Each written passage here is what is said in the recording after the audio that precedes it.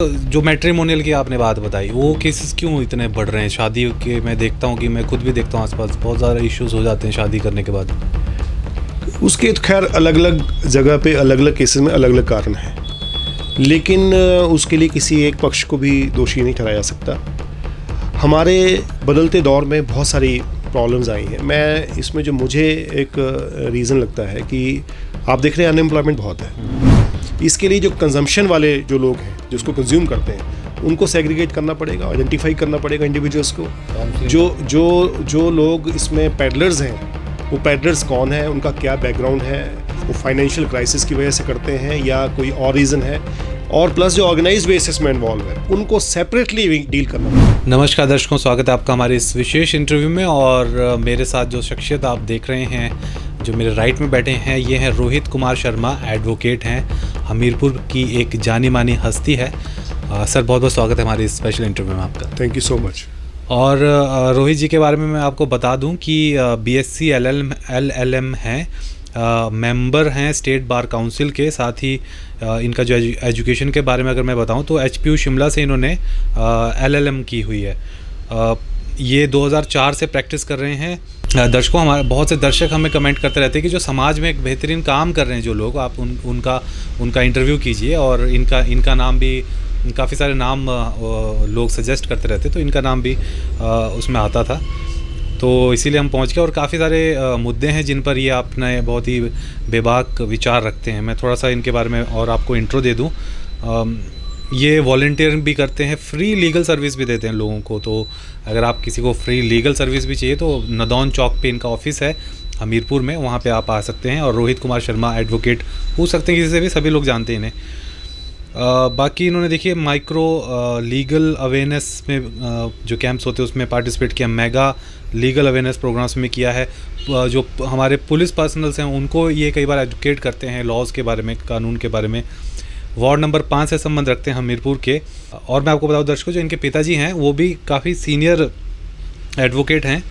बाकी मैं आपको बताऊं, पिछले जब कोविड का पूरा एक बहुत ही ख़राब समय चल रहा था पूरी दुनिया में, अभी भी खैर चला ही हुआ है, लेकिन जब जो वर्स्ट पीक था जिस वक्त इंडिया में, तो उस वक्त इन्होंने काफ़ी हेडलाइन बनाई थी और राष्ट्रीय चैनलों तक इनकी खबर वो लगी थी। सर, जो आपने एक एम्बुलेंस आपने डोनेट की है, सिलेंडर, ऑक्सीजन के सिलेंडर इन्होंने डोनेट, 26 ऑक्सीजन के सिलेंडर डोनेट किए थे सीएमओ हमीरपुर को।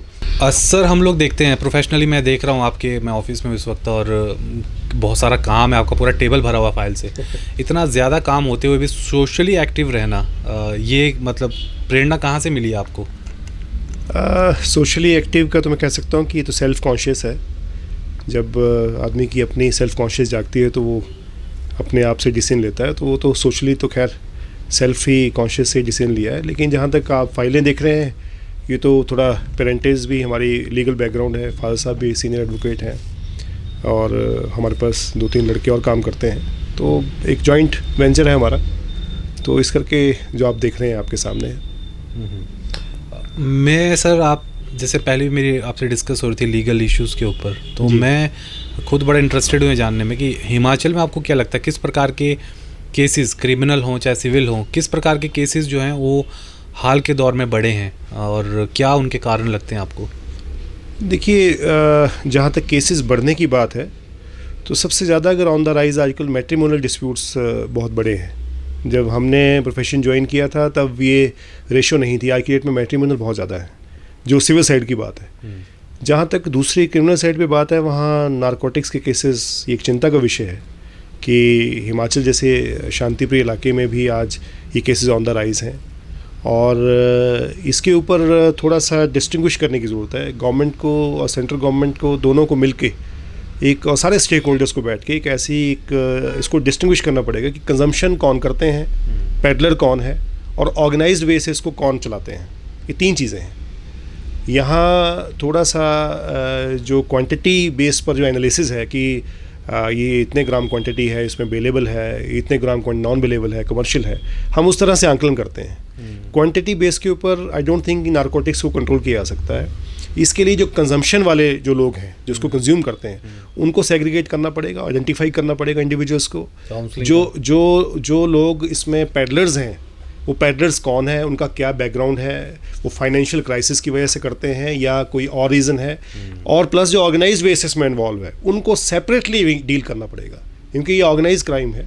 और जो इसमें प्रॉपरली जो इसमें ऑर्गेनाइज वे से इन्वॉल्व हैं उनके खिलाफ बहुत सीरियसली गवर्नमेंट को और जो हमारी एजेंसीज़ हैं और इवन सोसाइटी को भी आगे आकर के ग्रिल करना पड़ेगा।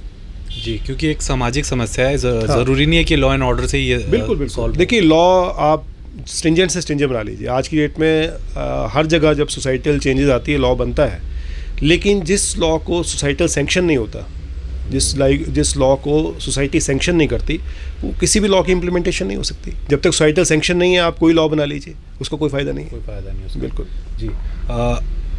सर, जो मैट्रिमोनियल की आपने बात बताई, वो केसेस क्यों इतने बढ़ रहे हैं? शादी के मैं देखता हूँ कि मैं खुद भी देखता हूँ आसपास बहुत ज़्यादा इश्यूज हो जाते हैं शादी करने के बाद। उसके तो खैर अलग अलग जगह पे अलग अलग केसेस में अलग अलग कारण हैं, लेकिन उसके लिए किसी एक पक्ष को भी दोषी नहीं ठहराया जा सकता।